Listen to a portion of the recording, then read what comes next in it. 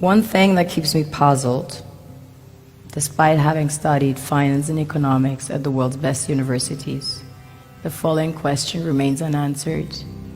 Why is it that 5,000 units of our currency is worth 1 unit of your currency, where we are the ones with the actual gold reserves?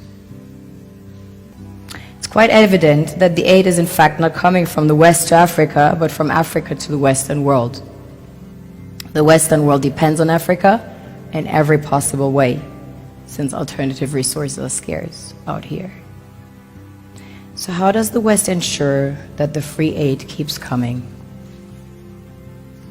By systematically destabilizing the wealthiest African nations and their systems, and all that backed by huge PR campaigns, leaving the entire world under the impression that Africa is poor and dying and merely surviving on the mercy of the West.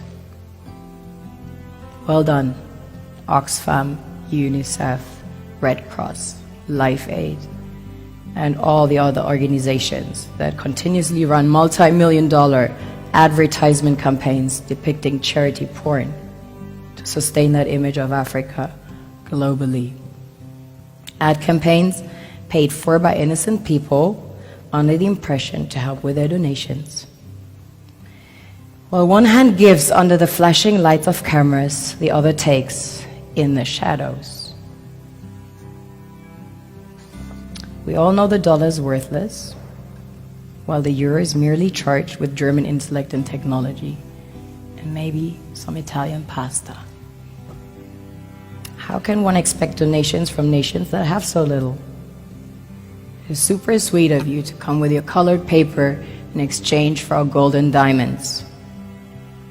But instead, you should come empty-handed, filled with integrity and honor.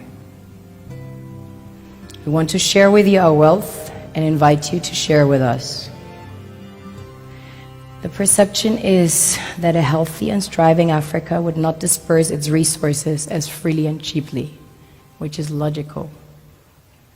Of course, it would instead sell its resources at world market prices, which in turn would destabilize and weaken Western economies, established on the post-colonial free meal system.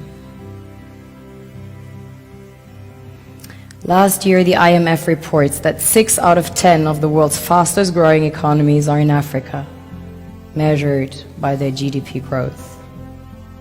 The French Treasury, for example, is receiving about $500 billion year in, year out. Foreign exchange reserves from African countries based on colonial debt they forced them to pay. Former French President Jacques Chirac stated in an interview recently that we have to be honest and acknowledge that a big part of the money in our banks comes precisely from the exploitation of the African continent. In 2008, he stated that without Africa, France will slide down in the rank of a third world power.